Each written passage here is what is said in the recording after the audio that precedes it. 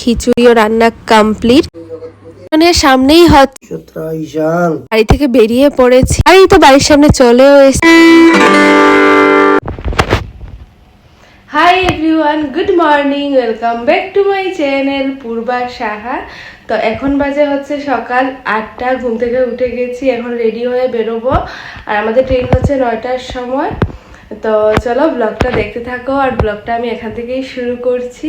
তো ঝটপট রেডি হয়ে বাড়ি থেকে বেরিয়ে পড়েছি আর কালকে রাত্রে তো 3:30টার পরে ঘুমালাম আর এইদিকে আজকেও এতটা তাড়াতাড়ি উঠে গেছি না, মানে চোখ পুরো জ্বলছিল, তার সাথে সাথে রোদও উঠেছে, পুরো তাকাতে পারছিলাম না।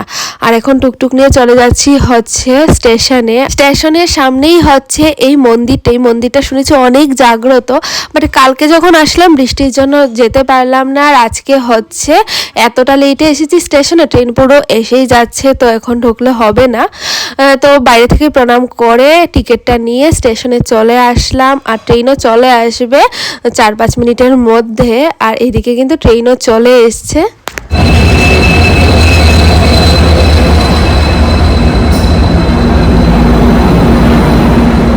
তো 40 থেকে 50 মিনিটের মধ্যে কিন্তু চলেও আসলাম হচ্ছে ধর্মনগর স্টেশনে আর এখন চলে যাব বাড়িতে। আর ট্রেনও পুরো টাইমলি চলে এসেছিল, তো সে কারণে অনেকটা ভালো লাগছিল, কারণ হচ্ছে আজকে আমাদের বাড়িতে বিষ্ণু পূজা, তো সে কারণে কিন্তু বাড়িতে একটু তাড়াতাড়ি যাওয়া তাড়াহুড়ো ছিল। তারপর সকাল থেকে কিছু খাইনি, আমরা হচ্ছে উপোস আজকে, যেহেতু অঞ্জলি নেব সেজন্য। আর এই তো বাড়ির সামনে চলেও এসছে আর আমার সাউন্ড পেয়ে কিন্তু মা অনেকটা খুশি হয়ে গেছিল, সবাইকে ডাকছিল যে ও চলে এসছে। দেখো চলে এসেছি বাড়িতে, এসেই কিন্তু ঝটপট করে স্নান টান করে নিয়েছি আর এখন বাজে 10:30 মতো। আমি যে টাইমলি আজকে বাড়িতে আসতে পেরেছি এটার জন্য আমি অনেকটা খুশি, কারণ এই সকালের ট্রেনটা কিন্তু অনেক সময় লেট করে, 11টা 11:30 বেজেই যায়, বাট বাড়িতে এসে স্নান টান করতে করতে 10:30 বাজে, একদম পুরো টাইমলি এসেছি। আর বাইরে কিন্তু এখনো পুজো শুরু হয়নি, পুরোহিত মশাইকে দেখে আসলাম, উনি শুধু পায়েস বানাচ্ছে ভোগের জন্য। তো যাই এখন ঠাকুর ঘরে যাই। তো এখানে পুরোহিত মশাই হচ্ছে চালের পায়েস বানাচ্ছিলেন নারায়ণকে ভোগ দেওয়ার জন্য, আর এখানে কিন্তু নারায়ণও বসানো হয়ে গেছে আমি আসার আগে। আর এখানে কিন্তু মা সমস্ত কিছু রেডিও করে নিয়েছে একা হাতে, আর যেহেতু মানে নারায়ণ পুজো, তো সে কারণে কিন্তু অনেক নিয়ম টিয়ম মেনে করতে হয় সব কিছু, তো মাই সব কিছু আজকে একা হাতে করেছে। আর এদিকে কিন্তু আমি সাদা ফুলের মালা গেঁথে নিচ্ছিলাম নারায়ণকে দেওয়ার জন্য, আর এইদিকে কিন্তু হচ্ছে পুরোহিত মশাইও পুজোটা শুরু করে দিয়েছে। আর এই যে মালাটা পুরো গেঁথে নিয়েছি, একদম সিম্পলি করেছি কারণ দেরি হয়ে যাচ্ছিল সেজন্য।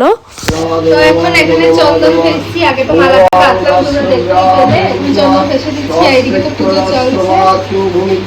তো মা কিন্তু নিজের হাতে একদম সমস্ত কিছু রেডি করেছে, সুজি, লুচি, ফলের ভোগ, ভুচি, পানের ভোগ, মিষ্টির ভোগ থেকে ধরে সব কিছু।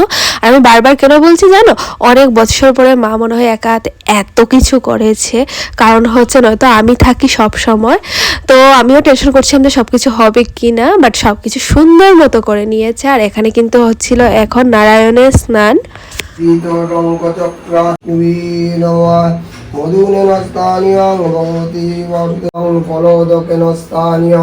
ভগবতে বাসুদেবায় শ্রী বিষ্ণুবে নমঃ। শ্রীশা পুরুষ বিষ্ণুবে নমঃ।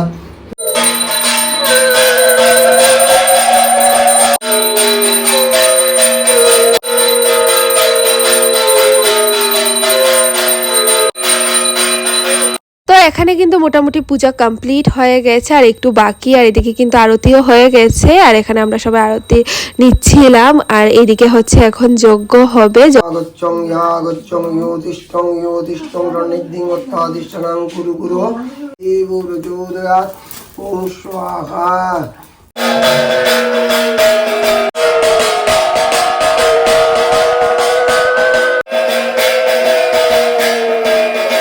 এখানে তো যজ্ঞটা কমপ্লিট হয়ে গেছে, এখন হচ্ছে অঞ্জলিটা নিয়ে নেব।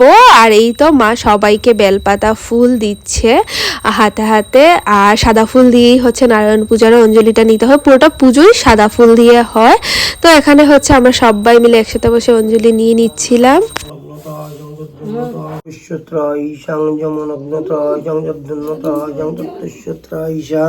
তো এখানে সবার নামে নামে যে বিষ্ণু তুলসী দেওয়া হয়েছিল, তো সেই নামে নামে তুলসীগুলো আমাদের হাতে দিয়ে দেওয়া হলো। আর এইগুলা তুলসী খেতে হয় চন্দ্রামৃত দিয়ে, যাতে দাঁতে না লাগে।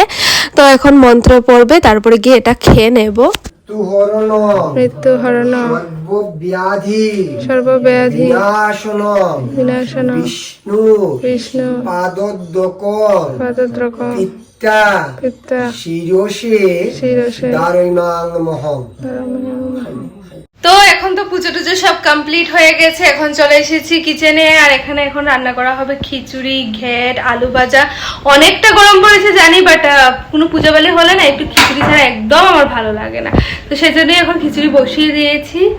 ঠাকুর ঘরে পূজা চলার সময় মা এখানে খিচুড়ি বসিয়ে দিয়েছিল সেদ্ধ।